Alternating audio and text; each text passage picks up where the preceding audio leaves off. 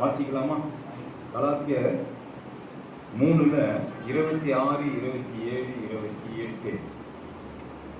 நீங்கள் எல்லாரும் கிறிஸ்து இயேசுவை பற்றும் விசுவாசத்தினால் தேவனுடைய புத்திரராய் இருக்கிறீர்களே.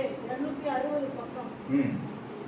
ஏனெனில் உங்களில் கிறிஸ்துவுக்குள்ளாக ஞானஸ்நானம் பெற்றவர்கள் எத்தனை பேரோ அத்தனை பேரும் கிறிஸ்துவை தரித்துக் கொண்டீர்களே.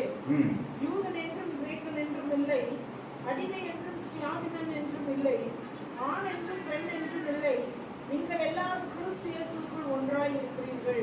என்னென்ன சொல்லப்பட்டு இருக்குது நீங்க முதலாவது யோசிக்கணும்.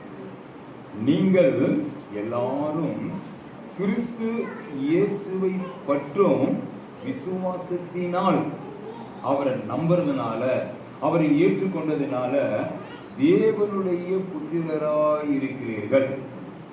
ஒரு கட்சியில போயிட்டு நீங்க உறுப்பினர் ஆயிட்டாங்கன்னா அந்த கட்சியை சார்ந்தவர்கள் உறுப்பினர்கள்.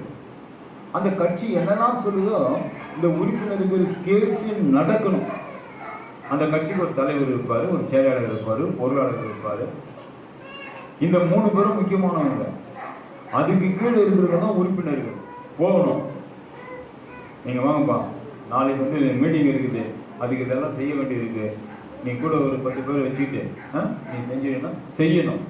இப்படியெல்லாம் நீங்க செஞ்சுக்கிட்டு இருந்தீங்கன்னா அந்த மன்றத்தினுடைய தலைவருக்கு உங்களை குறித்துதான காரியம் போகும், செயலாளருக்கு போகும். உங்களை குறித்து அவர் பரிசோதிப்பார்.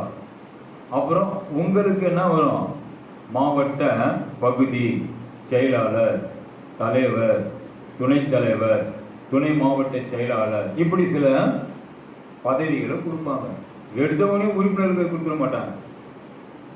நான் அப்படிலாம் இருந்திருக்கேன், அந்த பதவியெல்லாம் பெற்றிருக்கேன். கட்சி லெவல்லையே